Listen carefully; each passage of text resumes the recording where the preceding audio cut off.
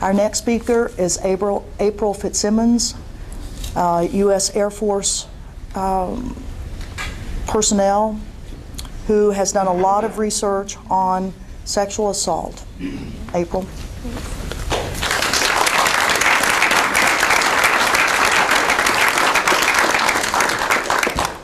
Well, I only did the research because I had personal experience with sexual assault while I was in the military. I was in the Air Force from 1985 to 89. I was an intelligence analyst. And while I was stationed overseas in Italy, I was attacked in my room by a fellow serviceman. I got lucky. He attacked someone else, and then the cops or the MPs on base turned up the heat. And when I heard this person's name, I knew it was him. And I said, well, that happened to me too. And a trial ensued, and I happened to have a very brave Senior Master Sergeant Gacky who went to my defense and made sure that I had the proper legal counsel that I needed, and he ended up leaving the base. But what happened to him after that, I still don't know. And quite frankly, I was too embarrassed and too ashamed to ask.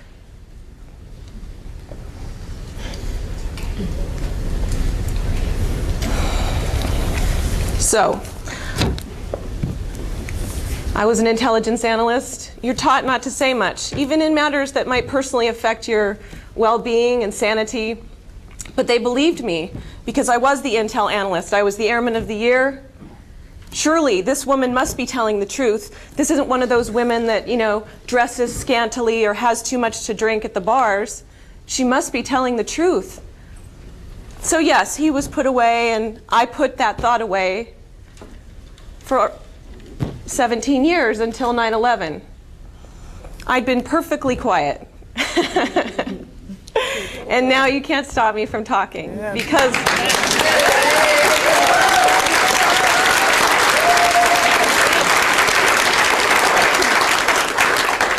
what's happening today is an outrage, and it's a shaming. We're ashamed, and it's okay. And now we just need to know the next steps. And when I saw the story of Suzanne Swift, I was so inspired by her courage. You know, I could never do what she's doing today. And these Iraq veterans against the war standing up while their fellow servicemen are still serving is so brave.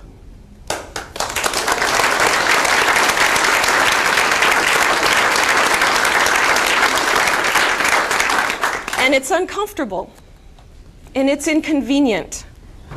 And the discomfort is what I want to deal with today, because what we're talking about is bringing military sexual trauma to the forefront of the media. This is as important as American Idol. This is as important as the car you drive. This is as important as the children or the grandchildren you're trying to raise well in the world.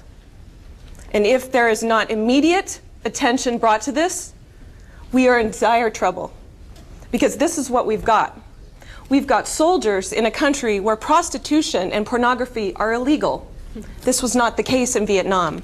Men had a sexual outlet. I am not permitting their behavior by any means, but I am saying, look at what we've built, and what shall we now do? What is to be done? 45% of women in the military are sexually assaulted. In one study, 79% assaulted, 14% gang raped. This is not acceptable.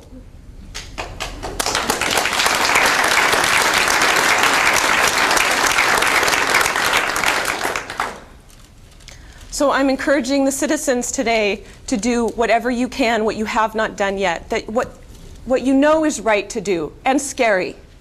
And it may ostracize you from your friends. It may ostracize you from people you love. But what is the cost of not speaking up and speaking louder today? So I made one sheet, our first one sheet about military sexual trauma for Veterans for Peace. We have a one-stop shop for the websites that we've come to know about this disease, this problem that we have. Criminal activity. This criminal activity which can be addressed in a logical, sensible manner. It's something that happens on college campuses. It's something that happens in the US military. But in the US military, these men are trained to fight, and they are trained to get what they want at any cost. How does that leave a woman sitting across from him after one cocktail, vulnerable. Young men going in the service must be trained in humanity, and that is impossible with what we train our soldiers to do. So I don't have the answers, but someone in this room does. And with the combination of these answers and intelligence and passion and commitment in this room to humanity, I trust that this work will be done.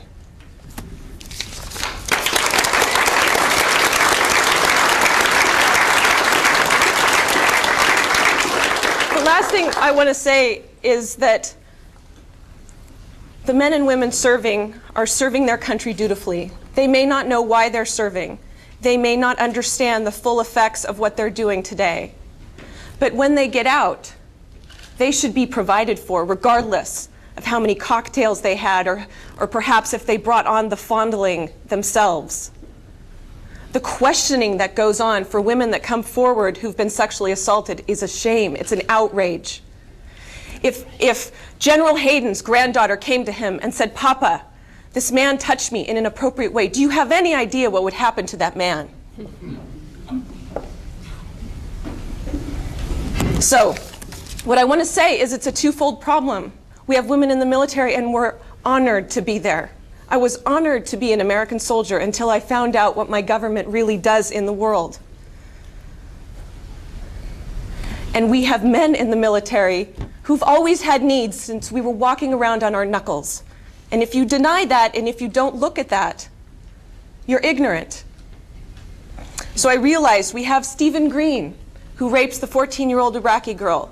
And we have Suzanne Swift, my new American hero. And we have this range of rage going on. And so I sat down on the 4th of July weekend, and this is what I created for you. A recipe for disaster. Ingredients: 500,000 teaspoons of US troops, 1 lump of a sadistic boss, 2 cups innocent girls, 1 ounce public, thinly sliced. Mold troops to kill, and knead aggression liberally. Sprinkle with ideology, drain humanity, and fill with national pride. Start the war. In a separate bowl, whip the public into a froth so that the disaster is good and hot by the time the troops enter the war. Take 500,000 troops and arrange them in a country where prostitution and pornography are illegal for an unspecified amount of time. Broil for several rotations so that the troops are sufficiently hardened before proceeding to the next step. Sprinkle the troops generously with sandstorms, IEDs, noisy explosions, kill counts, pollution from depleted uranium, chemical spills, random artillery rounds, poisonous groundwater, oil fires, and a toxic soup of fecal matter, blood, hair, and skin.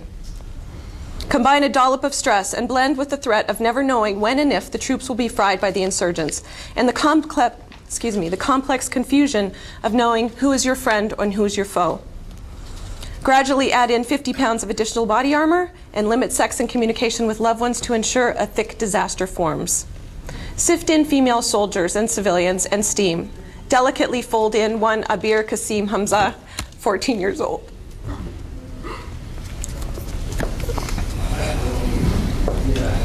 And lace with remorse. Alternately add a dash of anti-aphrodisiac into your MREs to ensure sexual energy does not rise prematurely, and layer into the pan. Soak the troops in guilt, depression, fatigue, shame, confusion, camaraderie, poverty, good benefits, and an unreasonable fear of terrorists. Withhold accurate information from the troops or they may simmer over. Brush the sadistic boss with a heaping spoonful of hubris and cock-a-hoop, look it up, and the inability to accept full responsibility and resign. Rub the cavities with salt and chill and firm. Skim the excess at the top. Combine these ingredients and flash fry in a deep fat and apathy for 3 minutes. Gently lay the troops side by side. And please be careful because they're very fragile. Pull up their bootstraps as they may not be able to do it for themselves.